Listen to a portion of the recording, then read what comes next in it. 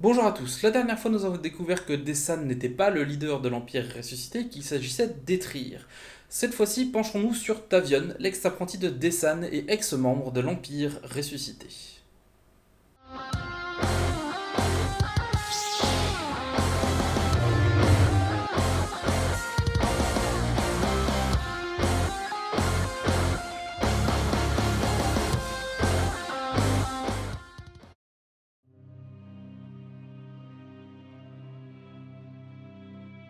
Après sa défaite contre Calcatarn et la mort de Dessan, Tavion a commencé à réunir des adeptes en vue de ressusciter l'ancien seigneur noir des Sith, Marka Ragnos. Les disciples de Ragnos, comme ils se sont nommés, se sont lancés dans la recherche de lieux imprégnés par la force, afin de collecter des énergies résiduelles pour nourrir le sceptre de Marka Ragnos. L'une de leurs premières cibles fut un temple Massassi sur Yavin Katz, qui, si on réfléchit, n'est pas très malin si on veut rester discret, mais très habile quand on veut lancer un scénario. Très rapidement confronté à Jadenkor, l'apprenti de Kyle Katarn, la secte parvient à capturer Roche Penin, le deuxième apprenti de Kyle Katarn, et à le faire basculer du côté obscur. Jaden et Roche se sont affrontés dans le château de Vador sur Vijun, et bien que Jaden ait remporté le duel, Tavion intervient pour sauver Roche. Sauf que Roche, au bout d'un certain temps, il commence à regretter ses actes, et il envoie un message à l'Académie Jedi dévoilant la base secrète de la secte sur Taspir 3. Kyle Katarn et Jadenkor se rendent alors sur place, et ils parviennent à sauver Roche Penin et à tuer Alora, qui est une fidèle suivante de Tavion. Roche va perdre un bras dans l'histoire, mais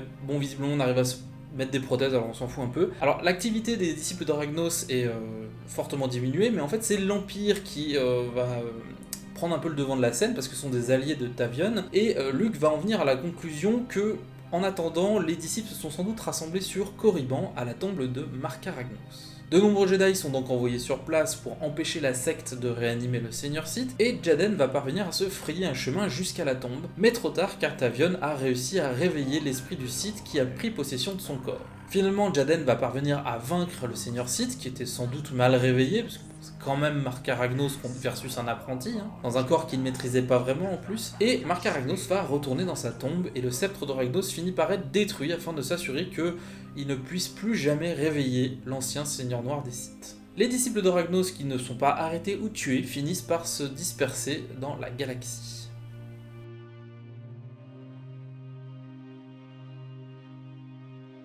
À la fin de la guerre des clones, l'Empire a découvert l'espèce des Yeveta dans le système Cournach. Doués d'une capacité d'apprentissage remarquable, les Yeveta sont rapidement mis à profit par Palpatine, et des chantiers spatiaux secrets, qu'on a surnommés le Sabre Noir, sont construits à proximité, et les Yeveta sont mis au travail comme des ouvriers pour créer la Flotte Noire.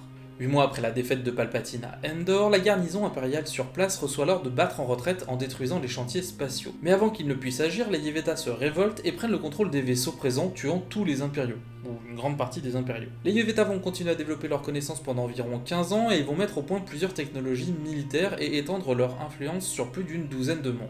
16 ans après la bataille de Yavin, le vice-roi Yeveta Nihil Spar se rend à Coruscant dans le but d'entamer des négociations de ralliement à la Nouvelle République qui vivait alors une période de paix depuis 2 ans. Mettant en avant leur statut de victime de l'Empire, Nihil Spar fait durer les négociations, sachant que la Nouvelle République voit en ce nouvel allié un allié militaire de poids contre l'Empire, ou du moins ce qui reste de l'Empire.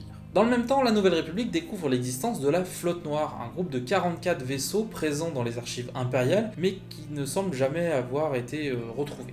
Nihil Spar, quand on lui demande, parce qu'on sait que c'est dans ce secteur-là, va expliquer que la plupart des vaisseaux ont été détruits il y a très longtemps, mais Akbar, lui, il n'est pas trop de cet avis, et il arrive à convaincre Leia d'envoyer la toute nouvelle 5ème flotte, dirigée par Abbat, en reconnaissance, avec pour consigne bien évidemment de ne pas rentrer dans le secteur Yeveta. Et Leia va aussi demander à Han de superviser les opérations, car elle n'a pas une totale confiance en Abbat. Luke de son côté décide de prendre un petit peu de recul, car il est actuellement très sollicité par tout le monde, et il a quelques petits soucis à ressentir la force. Elle est plus aussi présente qu'avant. Puis il va recevoir la visite d'Akana, une membre des Falanassi, qui lui explique que la mère de Luke était une Falanassi du nom de Nashira.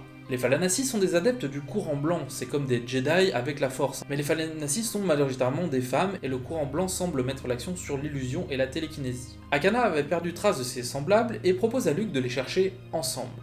On revient à Abbat qui va donner raison à Leia en envoyant un vaisseau de cartographie dans le secteur Yeveta pour explorer.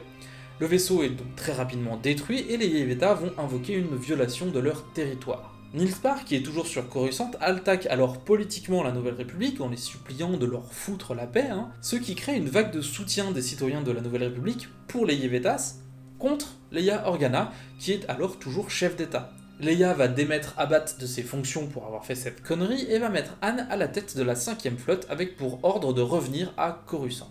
Sauf que maintenant qu'il a les mains libres, Niels Spar va lancer une gigantesque opération d'épuration. De nombreux mondes sont rasés, des peuples entiers sont décimés dans un anonymat le plus complet. Finalement, il a fallu qu'il y ait quelques survivants pour que Leia découvre le poteau rose et ordonne à la 5e flotte de repartir contrer les Yevetas tout en remettant Abat à la tête de la flotte. Mais Niels Spar décide de la jouer encore une fois politique et il diffuse un communiqué où il prétend défendre les territoires Yeveta contre un assaut de la Nouvelle République. Il achève même le discours en déclarant que la fille de Vador marche dans les traces de son père et que la 5e flotte avait été envoyée pour les anéantir. Le message fait l'effet d'une bombe et l'opinion publique se dresse immédiatement contre le pouvoir en place, estimant que le secteur Yeveta est bien trop loin et que les soldats de la Nouvelle République n'ont pas à y risquer leur vie. La quête de Luke et Akana les conduit sur plusieurs planètes. Au cours du voyage, Akana commence à remettre en question la conduite de Luke et elle lui reproche même d'aimer tuer et de n'éprouver aucun remords, notamment pour la destruction de l'Étoile Noire et les millions de soldats tués lors de l'explosion. Elle va même aller jusqu'à comparer la Nouvelle République à l'Empire. Cela étant, elle consent toutefois à former Luke au courant blanc et au final, leur quête les amène sur Jitipitan, dans le secteur Yeveta. De nombreux mondes aux abords du secteur Yeveta demandent très rapidement à intégrer la Nouvelle République afin de bénéficier d'une protection contre les Yeveta. Et Leia, bien évidemment, se fait un devoir d'accepter sans condition leur rattachement. Leia souhaiterait pouvoir intervenir, mais sans l'appui du Sénat, elle ne peut pas protéger les mondes qui sont dans le secteur Yeveta, ça serait une violation de leur territoire. Finalement, elle parvient à arracher un accord avec les sénateurs. Elle diffuse un message à destination des Yeveta, les sommant de faire machine arrière, sans quoi la Nouvelle République interviendrait. Et comme s'ils n'en avaient absolument rien à faire, les Yeveta vont intensifier leur colonisation. Le conflit est maintenant en marche et les affrontements se succèdent, mais les Yeveta sortent une nouvelle ruse en diffusant des messages d'otages prisonniers dans leurs vaisseaux qui supplient la Nouvelle République de ne pas abattre les vaisseaux Yeveta où ils sont retenus. Ces annonces sont en effet extrêmement dissuasives sur les pilotes de chasseurs et les soldats qui hésitent vraiment avant d'abattre un vaisseau ennemi à tel point que la Nouvelle République est obligée de battre en retraite. Et politiquement, c'est un coup dur pour Leia qui subit une motion de censure mais qui heureusement n'aboutira pas, mais qui ne présage rien de bon pour l'avenir. Han Solo est alors mobilisé pour prendre la tête d'une force armée plus conséquente, mais en chemin pour la rejoindre, il est capturé et amené devant Niels Spar sur le super destroyer Fierté de Yeveta, puisque Niels Spar il a quitté Coruscant depuis un petit moment. Quand la nouvelle de la capture arrive au Sénat, Leia est de nouveau chahutée par les politiciens qui craignent qu'elle mette en jeu la vie de milliers de soldats pour sauver son mari. Heureusement, elle reçoit le soutien de Mon Mothma et renonce même à envoyer les Jedi au secours de Han. Un peu plus tard, une mission de reconnaissance va débusquer un chantier spatial Yeveta et le combat va coûter extrêmement cher à la Nouvelle République, mais il va permettre de déceler une faille dans les redoutables boucliers Yeveta. Très peu de temps après, Niels Spar décide d'envoyer un message privé à Leia où on peut voir Han se faire brutaliser pendant à peu près une vingtaine de minutes. Leia va alors décider d'invoquer l'article 5 de la charte commune de la Nouvelle République qui permet au chef d'État de déclarer la guerre à un ennemi connu, et ce juste avant le vote de la motion de censure, la repoussant bien évidemment après la guerre. On dirait une manœuvre de Palpatine ça. Le discours qu'elle tient afin de justifier son acte se termine par une standing ovation de la part de la quasi-totalité des sénateurs qui quelques jours auparavant étaient vraiment tous à deux doigts de la destituer. Luke et Akana parviennent tant bien que mal sur la planète au nom imprononçable et retrouvent les Falanassi, et Luke parvient à les convaincre d'utiliser leur pouvoir d'illusion pour aider la Nouvelle République dans ce conflit. Apprenant que Han a été capturé, Chewbacca et plusieurs Wookiees de sa famille, dont son fils, reviennent de Kashyyyk et infiltrent le super destroyer Fierté de Yeveta avec notamment l'aide des services de renseignement de la Nouvelle République. Ils sont également aidés par une Falanassi captive qui a permis à tous les otages des Yeveta de s'échapper bien avant l'arrivée de Han, mais elle maintient l'illusion que les otages sont toujours là, pour pas que les Yeveta se mettent en pétard et lancent à la poursuite des otages. Alors que la guerre devient plus intense à mesure que la Nouvelle République s'approche de la planète mère des Yeveta, elle reçoit l'aide inespérée des Falanassi et d'un groupe survivant d'impériaux qui veulent mettre sur la gueule aux Yeveta. Les Falanassi vont faire apparaître une gigantesque flotte fantôme afin de disperser la flotte Yeveta, et avec l'avantage tactique découvert précédemment, la défaite est inévitable, sauf que les Yeveta refusent de se rendre. Les anciens impériaux vont alors utiliser un code de contrôle pour désactiver tous les vaisseaux Yeveta qui sont issus de la flotte noire, mais la Nouvelle République sera contrainte d'abattre les derniers vaisseaux qui ne faisaient pas partie de la flotte noire et qui refusent de déposer les armes. Après la bataille, Akana avoue à Luke que Nashira n'était pas sa mère et qu'elle avait prétendu ça pour se rapprocher de Luke et vérifier qu'il n'était pas en train de passer du côté obscur. Par le passé, les Falanassi avaient refusé de s'allier à Palpatine qui avait envoyé des troupes les traquer, c'est pour ça qu'ils se planquaient et qui changeait d'endroit assez régulièrement. Avec maintenant la certitude que Luke ne représente pas un danger, les Falanassi vont pouvoir recommencer à vivre sereinement. Pour les prochains épisodes, on va commencer à aborder des sujets de plus en plus intenses et intéressants, et il est important de faire le point sur la chronologie qu'on n'a pas abordée depuis quelques épisodes. En 12 après la bataille de Yavin, on a donc le complot de Roganda avec la réactivation et la destruction de l'œil de Palpatine. On a également Callista qui transfère son esprit dans le corps de Kremlingla. Le sommet de Tsos qui signe la fin du règne des seigneurs impériaux et la création des vestiges de l'Empire.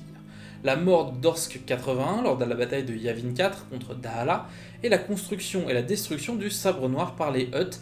On a également la campagne d'Orinda et Kirkanos qui met fin au projet d'empire restauré d'Enix Devian, et bien évidemment la mort d'Enix Devian. En 13, on a la crise de Namchorios et la destruction de l'empire ressuscité d'Etrir. En 14, on retrouve la destruction de la secte des disciples de Ragnos. Et en 16, la crise de la flotte noire avec le complot Yeveta, les réapparitions des Falanassi et du courant blanc. Et cette crise de la flotte noire se terminera en l'an 17. Voilà, cet épisode est maintenant terminé, j'espère qu'il vous a plu. Si c'est le cas, n'hésitez pas à mettre le pouce bleu et le commentaire en dessous pour aider au référencement de la chaîne. Vous pouvez également aller faire un tour sur Tipeee ou Utip pour aider au financement de la chaîne. En tout cas, je remercie tous les tipeurs qui participent chaque mois, ça m'aide énormément. Et quant à moi, je vous donne rendez-vous très bientôt pour une nouvelle vidéo. Ciao!